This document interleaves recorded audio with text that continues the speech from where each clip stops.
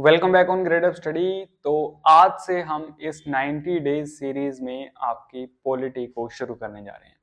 तो ये जो सीरीज है हमारी 90 डेज की, इसमें जो ये पॉलिटी वाला सेक्शन है ये आपके आने वाले एग्जाम जैसे एचपी पुलिस कांस्टेबल हो गया, फॉरेस्ट गार्ड हो गया, पटवारी हो गया, इवन राज्य चयन आयोग में भी जो भी एग्जाम आएंगे जिसमें पॉलिटी सेक्शन आएगा उसमें ये सीरीज आपकी हेल्प करेगी। ठीक है, तो हम वो सारी चीजें देखेंगे जहां से एग्जाम में क्वेश्चन बन सकता है, वो सारी इंपॉर्टेंट चीजें यहाँ पे सीखेंगे। ठीक है, और इस क्लास की जो पीडीएफ है वो मैं आपको लास्ट में बताऊंगा कि किस तरीके से आपको वो एक्सेस करनी है।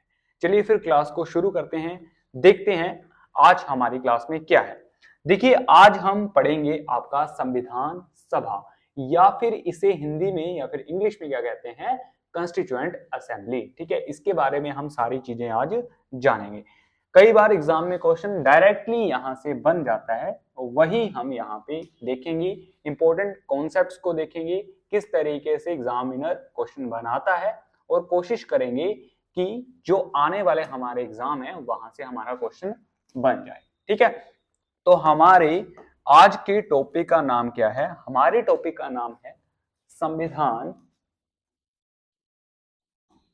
संविधान सभा। ठीक है, इंग्लिश में हम इसे कहते हैं कॉन्स्टिट्यूएंट असेंबली। ठीक है, कॉन्स्टिट्यूएंट कॉन्स्टिट्यूएंट असेंबली असेंबली। ठीक है, अब देखिए कॉन्स्टिट्यूएंट असेंबली क्या है, ये इसकी जरूरत क्यों पड़ी, ये सारी चीजें हम अभी सीखेंगे। देखिए ऐसा तो है नहीं है कि कोई बंदा सुबह उठा और उसने बोला कि हम कॉन्स्टिट्यूएंट असेंबली बनाएंगे, ऐसा कुछ नहीं है। देखिए कॉन्स्टिट्यूएंट असेंबली क्यों बनानी पड़ी, जब हमारा देश आजाद होने जा रहा था तो देश को चलाने के लिए एक ऐसी एविडेंस या फिर एक ऐसे बुक होनी जरूरी थी जिसको देखकर हम अपने आने वाले कल की रेखा बना सकें, या फिर जैसे प्लानिंग कर पाए कि हमारा देश किस तरीके से चलेगा। तो उसके लिए काफी चीज इंपॉर्टेंट हो जाती है। वो चीज क्या थी? वो थी हमारा संविधान या फिर कॉन्स्टिट्यूशन। और अभी तो हमारा देश आजाद भी नहीं हुआ था, तो उस केस में संविधान हमारे पास है भी नहीं था, जो मीन मौके का जो बना भी नहीं था। तो उस संविधान को बनाने के लिए काफी चीजें लगाई गई, और उसी चीज का नतीजा निकला संविधान सभा। और जो हमारी कॉन्स्टिट्यूएंट असेंबली बनी या फिर संविधान सभा बनी, इसने एक इंपॉर्टेंट रोल बनाया हमारे संविधान को बनाने में। ठीक है, अब देखिए इसमें क्वेश्चन कैसे बन सकता है, क्वेश्चन कैसे बन सकता है कि सबसे पहले आइडिया किस व्यक्ति ने दिया संविधान सभा को बनाने का। मीन किसी के दिमाग में तो ऐसा आइडिया आया होगा ना कि एक कॉन्स्टिट्यूएंट असेंबली होनी चाहिए जो कि आने वाले जो हमारा संविधान बनेगा उसको बनाएगी, या फिर उसमें क्या एडअप करनी है चीजें वो बनाएगी। तो ये जो आइडिया सबसे पहले किसके दिमाग में आया, तो ये क्वेश्चन सीधा सीधा एग्जामिनर पूछ लेता है। तो इसको आपने याद रखना है, क्या है?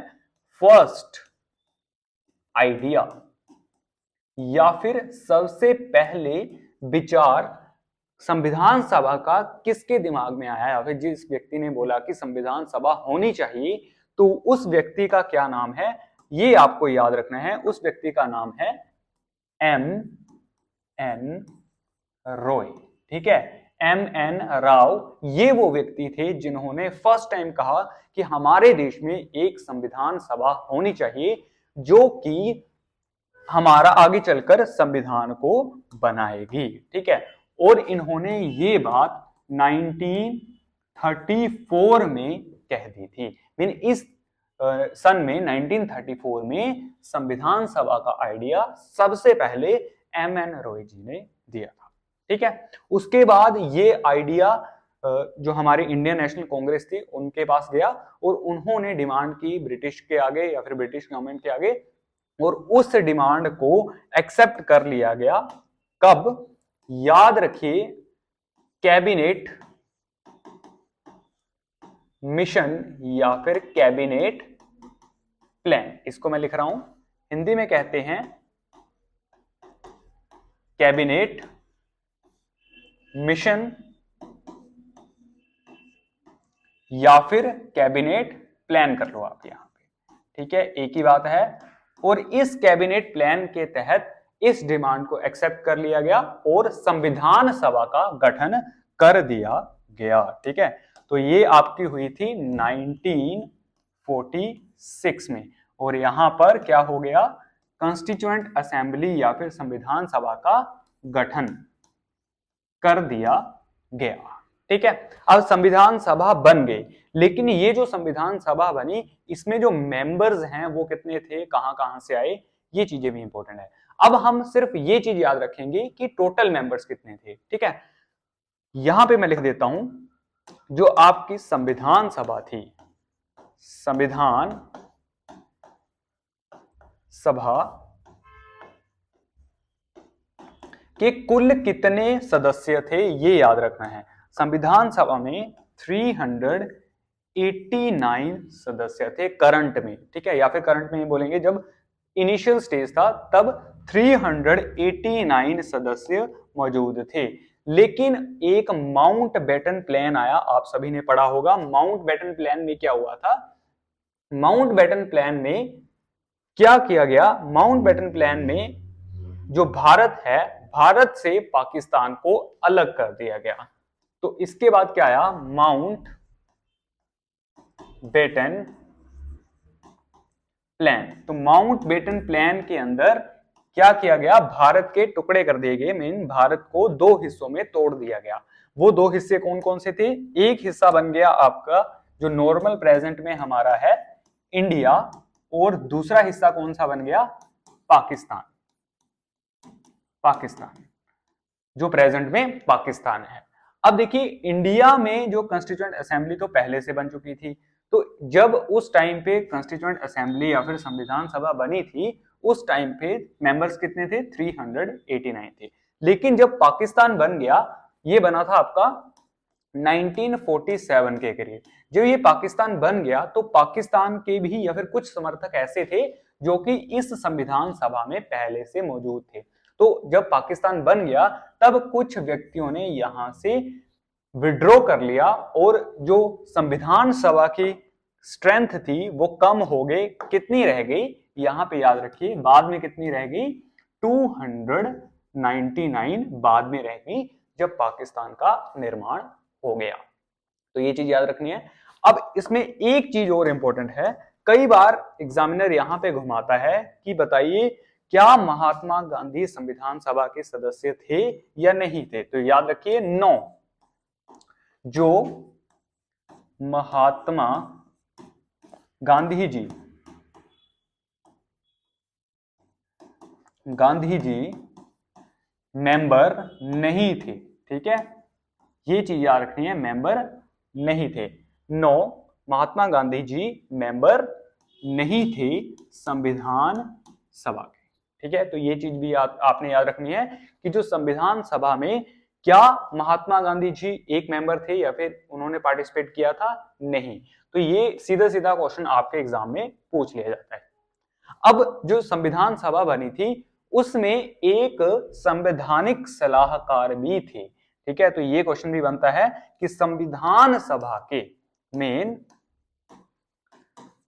संविधान सभा के सलाहकार, ठीक है, कॉन्स्टिट्यूएंट या फिर संवैधानिक सलाहकार। तो यहां पे मैं लिख देता हूं संविधान सभा के संवैधानिक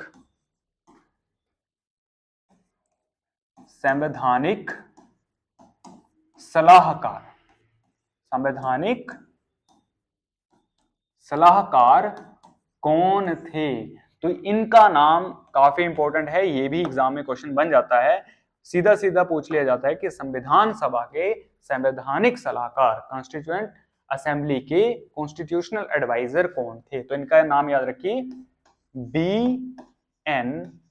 रॉय या फिर B.N. राव संविधान सभा के संवैधानिक सलाहकार थे। अब ये चीजें तो हो गई, अब जो मेंबर्स थे वो भी आ गए। अब एक चीज इसमें और भी याद रखिए, जो मेंबर्स हैं, जो हमारी संविधान सभा बनी उसमें जो मेंबर्स या फिर जो सदस्य आए वो कुछ तो चुनकर आए और कुछ मनोनीत होकर आए, या फिर नॉमिनेट होकर आए। तो ये भी मैं चीज यहां पे लिख देता हूं, संविधान सभा में जो सदस्य हैं, संविधान सभा जो हमारी बनी थी उसमें जो सदस्य थे वो कुछ नॉमिनेटेड थे, मीन कुछ नॉमिनेटेड या फिर इसे कहते हैं मनोनीत थे, और कुछ क्या थे, कुछ थे इलेक्टेड,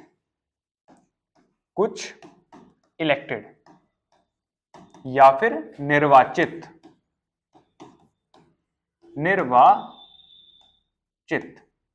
ठीक है, निर्वाचित। इसको मैं यहां पे लिख देता हूं, कुछ इलेक्टेड थे और कुछ नॉमिनेटेड, निर्वाचित, ठीक है। तो कुछ इलेक्टेड थे, कुछ नॉमिनेटेड थे। अब क्वेश्चन कैसे बन सकता है, क्वेश्चन इस तरीके से बन जाता है, क्या संविधान सभा के सदस्य पूरे के पूरे चुनकर आए थे? नहीं, ऐसा तो कहीं नहीं था। कुछ इलेक्टेड थे, कई बंदे चुनकर आए थे और कई बंदे मनोनीत होकर संविधान सभा में आए थे, ठीक है। अब याद रखिए, जब आपकी संविधान सभा बन गई, उसकी जो पहली मीटिंग हुई वो कब हुई? First meeting.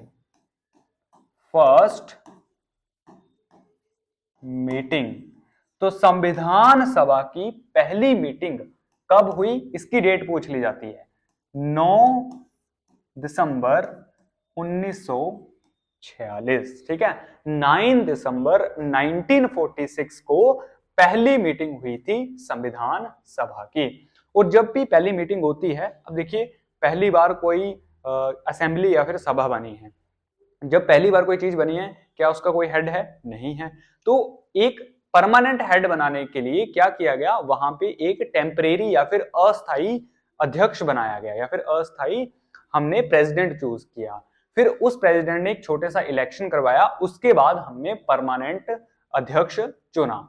तो वो चीज भी एग्जाम में पूछ ली जाती है, वो यहां पे मैं लिख देता हूं। क्या चीज है, देखिए फर्स्ट मीटिंग में क्या हुआ, फर्स्ट मीटिंग में मीन सभी की सलाह लेकर एक सबसे वृद्ध व्यक्ति, मीन जो सबसे एज में ज्यादा व्यक्ति थे, उनको as a temporary president choose किया गया। टेम्परेरी प्रेसिडेंट, या फिर इसे क्या कहते हैं, अस्थाई अध्यक्ष। अस्थाई अध्यक्ष चुना गया, किसे? अस्थाई अध्यक्ष चुना गया डॉक्टर सच्चिदानंद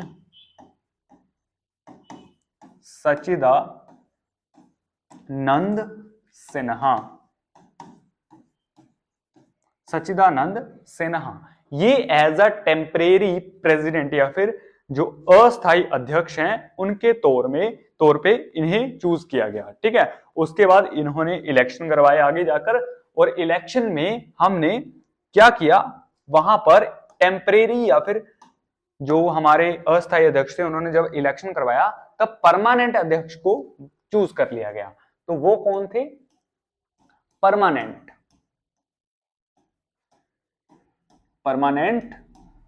प्रेसिडेंट, या फिर स्थायी अध्यक्ष,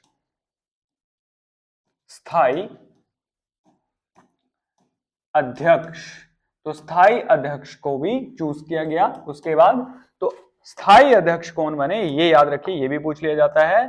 तो स्थायी अध्यक्ष कौन बने आपके, ये बन गए डॉक्टर राजेंद्र प्रसाद, ठीक है। तो ऐसा पूछ लिया जाता है कि बताइए संविधान सभा के स्थायी अध्यक्ष के रूप में किसे चुना गया? तो आंसर क्या होगा? डॉक्टर राजेंद्र प्रसाद। अब याद रखिए ये कब चूज किए गए थे, डेट मैं लिख देता हूं, 11 दिसंबर 1946 को इन्हें as a permanent president choose कर लिया गया। ठीक है, अब देखिए ये तो हो गए परमानेंट प्रेसिडेंट। अब क्या हुआ, ये 9 दिसंबर को पहली मीटिंग हुई, जब दूसरी मीटिंग हुई 11 दिसंबर को, तब इन्हें एज अ प्रेसिडेंट चूज कर लिया। इसके बाद 13 दिसंबर को एक और मीटिंग हुई। ठीक है, दिसंबर 13 दिसंबर 1946 में यहां पे जो मीटिंग हुई, तो वहां पर आपके पंडित जवाहर लाल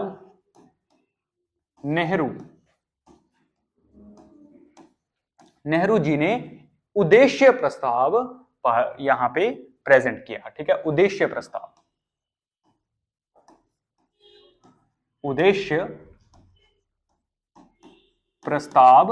यहां पे प्रेजेंट किया। इसको हम कहते हैं ऑब्जेक्टिव रेजोल्यूशन, इंग्लिश में कहते हैं ऑब्जेक्टिव रेजोल्यूशन। अब ये क्या है, देखिए जब भी हम अपने कॉन्स्टिट्यूशन को खोलते हैं ना, तो सबसे पहला पेज आता है ना, जो प्री फेस कहते हैं जिसे, तो वही आगे चलकर ऑब्जेक्टिव रेजोल्यूशन प्रस्तावना में चेंज हो गया, जिसे हम करंट में प्रस्तावना या फिर प्रीएम्बल कहते हैं। ठीक है, तो ये भी याद रखना है, ये भी क्वेश्चन सीधा आ जाता है। बताइए सबसे पहले उद्देश्य प्रस्ताव किसने लाया, तो ये आंसर क्या होगा, पंडित नेहरू जी। या फिर सबसे पहले ऑब्जेक्टिव रेजोल्यूशन का आइडिया किसने दिया, तो पंडित नेहरू जी ने ये दिया था। और किसने, कितनी तारीख को बताया था, 13 दिसंबर 1946 को। ठीक है, अब देखिए इसके बाद क्या हुआ, जो हमारी कॉन्स्टिट्यूएंट असेंबली थी वहां पर अलग अलग कमेटीज बनाई गई, मीन अलग अलग समितियां बनाई गई। कुछ बड़ी समितियां थी, कुछ छोटी समितियां थी। तो उनका काम क्या था, उनका काम ये था कि जैसे मान लो कि फंडामेंटल राइट्स की कोई समिति बनी हुई है, मौलिक अधिकारों की कोई समिति बनी हुई है, तो वो क्या कर रहे थे, अलग अलग देशों के संविधान को खंगाल रहे थे और उसमें चेक कर रहे थे कि यहाँ पर क्या लिखा हुआ है, यहाँ पर क्या लिखा हुआ है। जो चीज हमारे भारत के जो फ्रेम है उसमें जो फिट बैठ रही थी, भारत के स्ट्रक्चर में फिट बैठ रही थी, वो हमने वहां से उठा ली। तो ये जो कमेटीज हैं ये इंपॉर्टेंट है, ये यहां से एग्जाम में क्वेश्चन जरूर बन जाता है। तो इसको हम समझेंगे। देखिए क्या हुआ, कमेटीज बनाई गई, या फिर यहां पे मैं लिख रहा हूं समितियां बनाई गई। ठीक है, यहां पे मैं एक अलग से सेक्शन बना देता हूं, इंपॉर्टेंट कमेटीज। ठीक है, समितियां या फिर कमेटीज या फिर हमारी समितियां।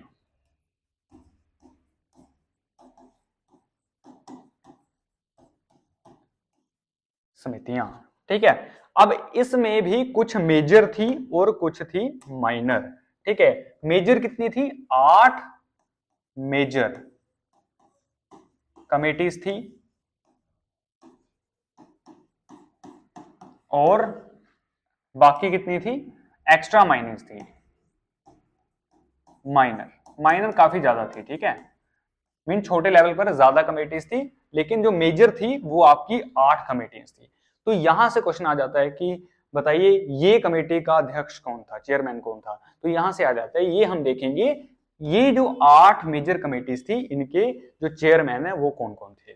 ठीक है, अब आपने एक कमेटी का नाम तो जरूर सुना होगा, उसका नाम है आपका प्रारूप समिति। ठीक है, पहली कमेटी का नाम है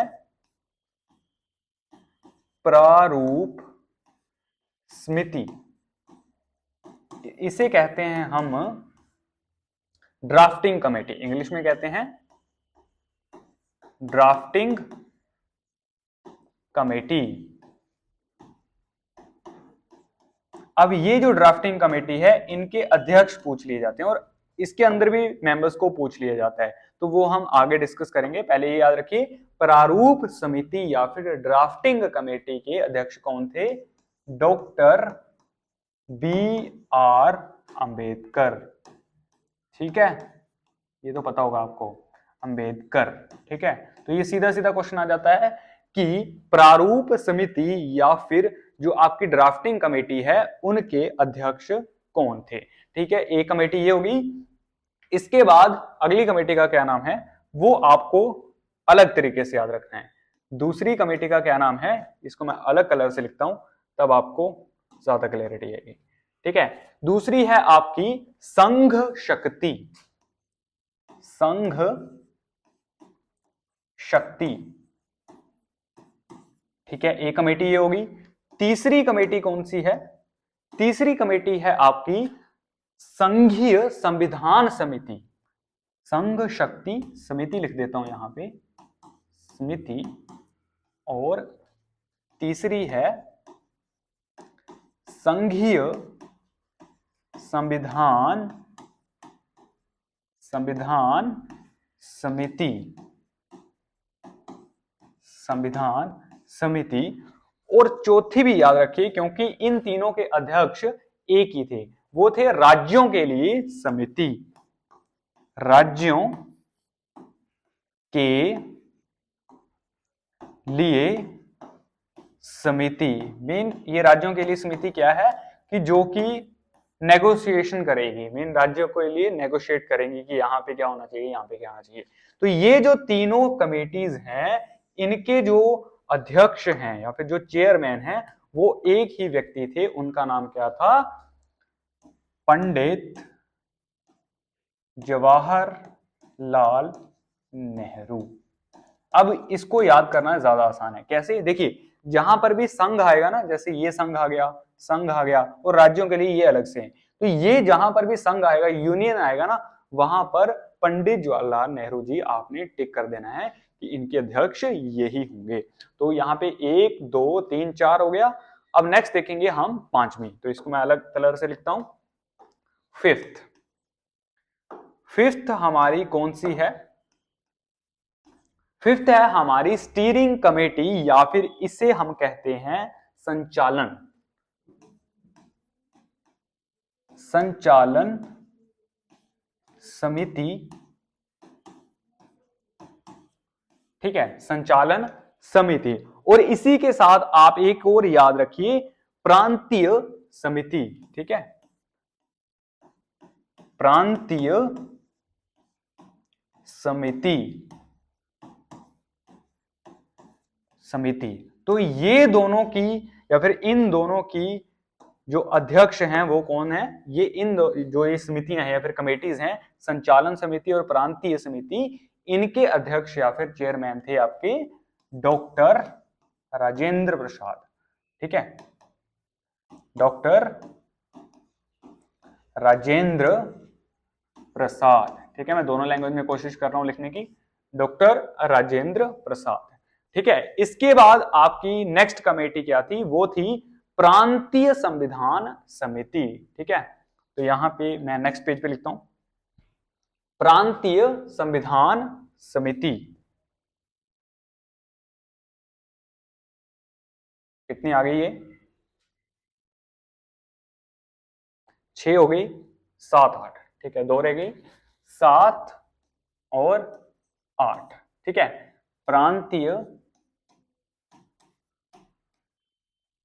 संविधान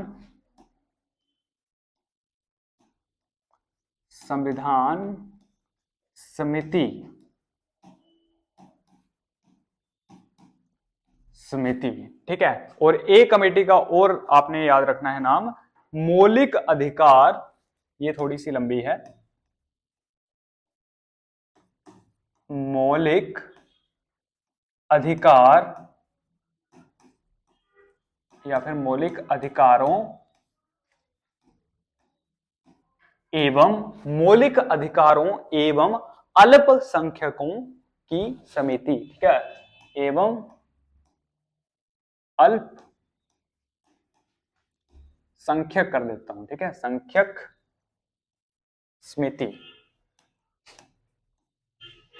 समिति। अब ये जो समिति है इनके अध्यक्ष एक ही थे और उनका नाम है सरदार पटेल, सरदार पटेल।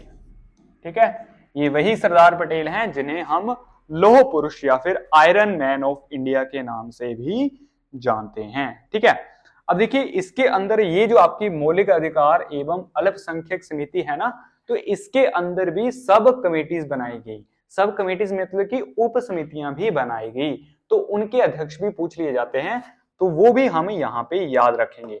मेन इस कमेटी के आगे उप समिति या फिर उप समितियां भी बनाएगी। 2 उप समितियां थी, वो यहां पे आपको याद रखना है कि उनका जो अध्यक्ष है वो कौन था। ठीक है, जैसे पहली जो उप समिति थी वो थी मौलिक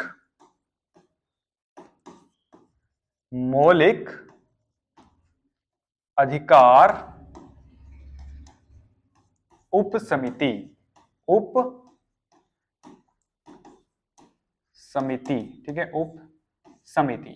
तो इनके अध्यक्ष आपको याद रखने हैं, वो कौन थे?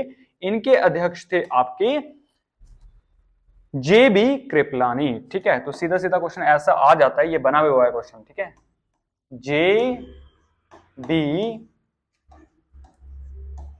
कृपलानी। ठीक है, एक तो ये होगी। अब दूसरी कमेटी क्या थी? दूसरी कमेटी का नाम था, जो उप समिति बनी हुई थी, वो थी अल्पसंख्यक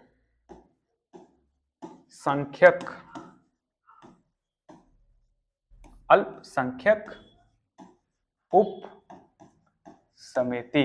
ठीक है, अल्पसंख्यक उप समिति। अभी मैं आपको ऊपर बता रहा हूं ना कि ये जो हमारी मौलिक अधिकारों एवं अल्पसंख्यक समिति है, इसी को फर्दर 2 हिस्सों में डिवाइड किया गया, या फिर इसकी 2 उप समितियां बनाई गई। वो कौन कौन सी थी? एक तो थी मौलिक अधिकार उप समिति, और उसके अध्यक्ष थे हमारे जे बी कृपलानी, और इसके बाद एक और थी अल्पसंख्यक उप समिति। इसके अध्यक्ष कौन थे ये भी आपको याद रखना है, वो हैं आपके एच सी मुखर्जी। ठीक है, एच सी मुखर्जी, आप इसको ऐसे याद रख सकते हो, हिंदी में लिख देता हूं मुखर्जी। ठीक है, एच सी मुखर्जी। ठीक है, तो ये हो गई हमारी कमेटीज। ठीक है, या फिर ये जो हमारी मेजर 8 कमेटीज थी, तो ये हो गई। यहां पर जो मेन हमारी इंपॉर्टेंट कमेटी है, वो हमारी है ड्राफ्टिंग कमेटी या फिर प्रारूप समिति। उसके बारे में हम डिस्कस करेंगे आपके साथ नेक्स्ट क्लास में। तो अभी तक जो अभी हमने यहाँ पे पढ़ा, जैसे ये कमेटीज हो गई, अब पीछे देखिए ये सारी चीजें, जैसे ये कमेटीज मैंने डिवाइड की, इनके जो अध्यक्ष हैं ये आपको मेमोराइज करने हैं, यहां से डायरेक्टली एग्जाम में क्वेश्चन बन जाता है। जैसे ये देखिए, ये कुछ मेन पॉइंट्स थे जो मैंने आपको बताए संविधान सभा के। तो आने वाली क्लास में हम और चीजें देखेंगे जो संविधान सभा में की, और जो भी कमेटीज थी उसके बारे में डिस्कस करेंगे। और ये जो इस क्लास की पीडीएफ है, ये हमारी ग्रेडअप स्टडी एप्लीकेशन पर आपको देखने को मिल जाएगी, जिसका लिंक आपको इसी वीडियो के डिस्क्रिप्शन में मिल जाएगा। ठीक है, तो बनिए रहिए हमारे इस ग्रेडअप स्टडी प्लेटफॉर्म के साथ, और इस वीडियो को जरूर शेयर करना है अगर आपको ये वाली वीडियो या फिर ये सीरीज हेल्प कर रही है। ठीक है, तो मिलते हैं नेक्स्ट क्लास में। जय हिंद, जय हिमाचल।